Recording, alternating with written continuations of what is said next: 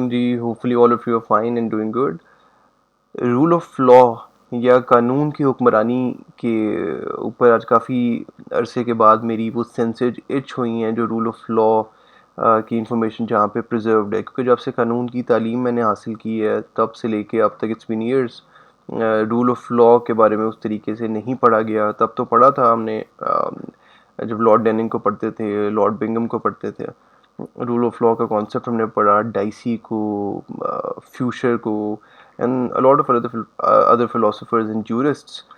Even Aristotle के साथ इनको कनेक्ट किया करते थे। मैंने जो है वो एसेज भी इस पे बड़े लिखे हैं, वो भी कभी इनफैक्ट आपसे शेयर करूंगा। मेरे से एक दो लोगों ने जो है वो मतलब बच्चों ने जो भी कानून पढ़ रहे हैं उन्होंने मेरे से जो है मैसेजेस में ज़रूर ये बात पूछी है कि जो अपने एसेस को आप शेयर करें। I don't know if they are worth sharing, लेकिन मैं ज़रूर कभी मिले, टाइम निकाला तो जाके देखूंगा। लेकिन कानून की जो हुक्मरानी है इसका कॉन्सेप्ट इतने रिलीजियसली फॉलो किया जाता है बरतानिया में, अमेरिका में और सारी डेवलप्ड कंट्रीज़ में, जो हमारे यहाँ पे तो शायद उस तरीके से नहीं फॉलो किया जाता। इवन दो हम बात करते हैं, हमारी अदालतों में इसकी बात होती है, लेकिन I we talk about all other institutions, तो it's not as religiously being followed. कानून की हुक्मरानी को अगर हम इंटरप्रेट करें तो वो अंग्रेज़ी में उसको रूल ऑफ लॉ कहा जाता है। कानून की हुक्मरानी किसी एक शख्स की या किसी एक इंस्टीट्यूशन की हुक्मरानी से एक फ़र्क चीज़ है। मतलब मैं आपको एग्जांपल देता हूँ कि इसको अगर मैं डाइसी के वर्ड्स में बोलूँ तो rule of law is the opposite of rule of king. तो जब पुराने ज़मानों में जब किंगशिप होती थी, जब जो है वो बादशाहत होती थी, तो तब रूल ऑफ किंग होता था, तो रूल ऑफ क्वीन होता था। फिर ये तमाम बातें शुरू हुई कि रूल ऑफ लॉ होना चाहिए, कि एक पब्लिकली लॉ को प्रोनाउंस किया जाए, फिर उस लॉ को फॉलो किया जाए, उस लॉ की implementation through courts, open public hearings में की जाए, ताकि उसकी साथ साथ मार्केटिंग भी, मैं अगर कह सकूं तो, हो सके, और मार्केटिंग के साथ साथ उसकी इम्प्लीमेंटेशन भी हो सके और अगले आने वाले लोगों को सबक मिल सके। रूल ऑफ लॉ का कॉन्सेप्ट मेरा ख्याल है वैसे तो जो है वो, अगर इसको हम कॉन्क्रीट और डॉक्यूमेंटेड पॉइंट ऑफ व्यू से देखें तो 1215 में मैग्ना कार्टा, आप सबने लाजमी सुना होगा इसके बारे में, मैग्ना कार्टा की सूरत में हुआ था। और मैग्ना कार्टा और 1215 में ये तमाम चीज़ हुई थी। बहुत अरसा हो गया, सेंचुरीज गुजर गई। अभी हम 2021 में या 22 चढ़ने वाला है इसमें बैठे हैं, और रूल ऑफ लॉ का concept is as old as that. कई लोग कहते हैं कि इसको हम पीछे से भी कनेक्ट किया जा सकता है। रूल ऑफ लॉ बेसिकली कानून की हुक्मरानी है। किसी भी बंदे के लिए स्पेशल ट्रीटमेंट नहीं होना चाहिए, नहीं किया जाना चाहिए। आज बल्कि मैं अपनी इस चीज़ को कनेक्ट ज़रूर करूँगा, जो हमारे यहाँ पे एलडीए के कोर्ट्स हैं और जो हमारे यहाँ पे स्पेशलाइज्ड कोर्ट्स हैं, ट्राइब्यूनल्स बने हुए हैं, मैं इनके साथ इनको ज़रूर जो है वो डिफ्रेंशिएट करूँगा और इनको कंपेयर करूँगा कि हम क्या हमारे यहाँ पे एलडीए के या डीएचए के स्पेशल डेजिग्नेटेड कोर्ट्स होने चाहिए सिविल कोर्ट में। क्या हमारे ट्राइब्यूनल्स में एग्जेक्टिव मेंबर्स बैठे होने चाहिए जिनका इन्फ्लुएंस जो है डायरेक्टली, जिनको गवर्नमेंट इन्फ्लुएंस करती है, या जो सेक्रेटेरिएट ग्रुप से आए होते हैं। क्या हमारे एग्जेक्टिव के लोग किसी भी ट्राइब्यूनल को जिसका जुडिशल फंक्शन या सेमी जुडिशल फंक्शन हो उसको हेड कर सकते हैं। ये तमाम क्वेश्चन मैं समझता हूँ कि बहुत अरसा पहले आंसर हो चुके थे, और ये if we really want to talk about rule of law या कानून की हुक्मरानी, तो it goes back to the times when Lord Bingham had wrote the rule of law. और ये किताब एक बड़ी, मैं क्योंकि मेरी पुरानी किताब मुझे मिली तो ये तमाम जो बहस है ये बैठे हुए मेरे जहन में आई है, मैं इसको बड़ा इंजॉय कर रहा हूँ रीड करता हुआ। टॉम बिंगम की किताब है रूल ऑफ लॉ। इंडिपेंडेंट इसके बारे में कहते हैं जेम ऑफ बुक, पेंगुइन की पब्लिश्ड है। It's a very good edition. ये तो आई गेस ओरिजिनल्स में से एक है। तो इट्स 9.99 पाउंड्स की मैंने प्रॉब्ली ये ली थी, और इसमें बड़े बड़े लोगों ने इसके ऊपर अपने जो है वो दिए हुए हैं जी। It looks something like that, like this, Tom Bingham, the rule of law. और ये बड़ी अच्छी है किताब है। इसको मैं समझता हूँ कि तमाम कानून जो पढ़ रहे हैं इसको रिवाइज की भी, इसको मतलब बार बार रीट्रेट करना चाहिए, इसको हमें पढ़ना चाहिए। मैं इसमें कुछ आज इंपॉर्टेंट चीज़ पॉइंट आउट करना चाहता हूँ।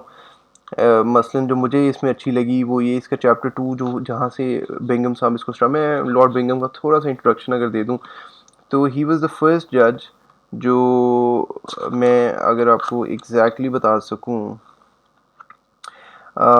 ये मास्टर ऑफ द रूल्स भी रहे हैं, Lord Chief Justice of England and Wales भी रहे हैं, and senior law lord of UK भी रहे हैं। लॉ लॉर्ड का मतलब है जैसे एडवोकेट जनरल होता है हमारे यहाँ पे, मास्टर ऑफ रूल्स का मतलब है कि एक ये मतलब अपने पार्लियामेंट को जिसको हेड करना कहते हैं, क्योंकि पहले सेपरेशन ऑफ पावर उस तरीके से नहीं होती थी, फिर Lord Chief Justice of England रहे हैं तीनों।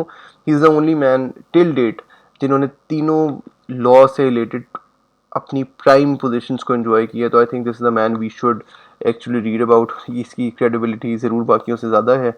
और मैग्ना कार्टा 1215 में अपना ये जो सेकंड पैराग्राफ में अपनी चीज़ शुरू ही करते हैं मैग्ना कार्टा से। मैग्ना कार्टा बेसिकली वो एक डॉक्यूमेंट है जिसमें जो है वो तमाम स्टेट्स ने मिलके एक डॉक्यूमेंट साइन किया था, और जिसमें पहली दफ़ा से ह्यूमन राइट्स का, और मैं समझता हूँ ह्यूमन राइट्स और रूल ऑफ लॉ का जिक्र जो है वी कैन ट्रेस इट। और वो हम देख सकते हैं कि किस तरीके से मैं पॉइंट आउट करना चाहता ये हूँ कि मैग्ना कार्टा का is magna everyone has heard of this, the great charter. Some have set eyes on one or more of three surviving originals in the British Library or Salisbury or Lincoln. It is very hard to decipher. It is Latin, and even in translation much of it is very obscure and difficult to understand. But even in translation, the term of chapter 39 and 40 have the power to make the blood race. ये starting इस किताब से होती है Magna carta से। और मैं Magna carta की 39 चैप्टर का जो 3 लाइन्स जो इन्होंने कोट की हैं बिंगम, लॉर्ड बिंगम ने या बिंगम साहब ने, उसको मैं आपको बताता हूँ कि क्या है। कोई भी जो है वो बंदा ये वाकई वो इससे हिल जाता है कि 1215 में बैठ के उतने पुराने टाइम में क्या बात उस टाइम पे डिसाइड की गई, और बड़े बड़े जूरिस्ट ने बैठ के स्टेट्समैन ने बैठ के क्या बात डिसाइड की। वो कहते हैं no free man shall be seized or imprisoned or stripped of his rights or possessions or outlawed or exiled or deprived of his standing in any other way, nor will we proceed with force against him or send others to do so, except by the lawful judgment of his equals or by the law of the land. अब इसमें सिर्फ एक chapter में क्या क्या चीज़ें हैं point out करते हैं। नो फ्री मैन, हर बंदा जो है वो एक फ्री की इंटाइटलमेंट यहाँ से आती है, right to freedom, shall be seized और imprisoned, right to freedom re endorse होता है, और स्ट्रिप्ड ऑफ हिज राइट्स और पोजेशंस। राइट टू पोजेशन ये हमारा कॉन्स्टिट्यूशन पाकिस्तानी और इंडियन कॉन्स्टिट्यूशन भी यहाँ पे आके कनेक्ट किया जाता है, मैग्ना कार्टा से ही डिराइव करती हैं सारी पावर्स। और पोजेशंस और आउटलॉर्ड और एग्जाइल्ड ये जो राइट टू स्टेट, ये राइट टू सर्वाइवल है इसको, और deprived of standing in any other way, अपना मतलब उसका बिजनेस किसी भी तरह से, उसकी जो डिग्निटी है, स्टैंडिंग मतलब डिग्निटी है, उसको किसी भी तरीके से हम विथ फोर्स अगेंस्ट हिम, और किसी भी तरह किसी बंदे के अगेंस्ट फोर्स हम यूज़ नहीं कर सकते। This is quite important, quite interesting. ये 39 चैप्टर एक 3 लाइनों में इतना मैं समझता हूँ इसको बाइफ्रिकेट करें तो this is perhaps very very important, और ये मैग्ना कार्टा की इंपॉर्टेंस यहाँ से उजागर होती है। चैप्टर 40 क्या कहता है? चैप्टर 40 कहता है to no one will we sell, ये बहुत इंपॉर्टेंट आर्टिकल 10A, या राइट टू फेयर ट्रायल, या राइट टू बीइंग हर्ड, और द प्रोसेस ऑफ ट्रायल को एंडोर्स करता है, और बड़ा इलेबोरेटिवली करता है, और बड़ी समैरिली उन्होंने तमाम बातें बताई हैं। मैं अगर बता सकूं, चैप्टर 40 कहता है to no one will we sell, to no one deny और डिले राइट और justice. To no one will be sell, हम इंसाफ को फरोख्त नहीं करेंगे।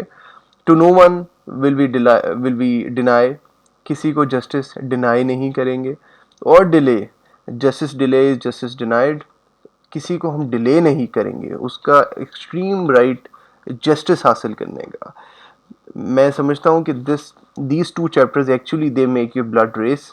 और to no one will be sell, to no one deny और डिले राइट ऑफ जस्टिस, इसमें right of justice, right to possession, right to life, right to dignity, right to have business standing, सारी चीज़ें इंश्राइंड हैं। और ये Magna carta की ये spiritual value मैं समझता हूँ, और ये मैग्ना कार्टा वही है जो लॉर्ड बिंगम इसमें आगे लिखते हैं कि these are words which should be inscribed on the stationery of the Ministry of Justice and the Home Office in place of the rather vapid slogans which their letters now carry.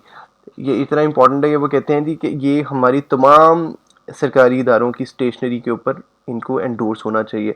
This is the book which I think एक है, अभी vacations भी हैं तमाम specially वकीलों को, लेकिन मैं एक आपको एनेक्डोट दूं कि ये जो किताब है ये सिर्फ वकीलों के लिए नहीं लिखी गई। This book is written for all and for general public, और इसमें रूल ऑफ लॉ को जिस कैरिज्मेटिक वे में एंडोर्स किया गया है, मैग्ना कार्टा से शुरू होते हैं और आगे भी इन्होंने जो सबसे जो इनकी इम्पोर्टेंट हैं जो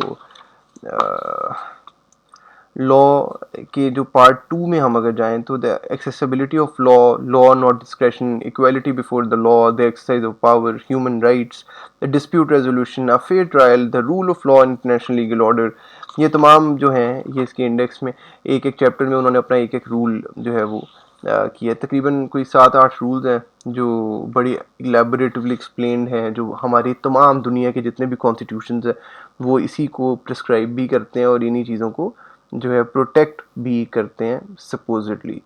तो this is a good book to read. I hope कि रूल ऑफ लॉ का जो कॉन्सेप्ट है इसकी एक बेसिक अंडरस्टैंडिंग इस बुक से हम तमाम को हासिल हो सकती है।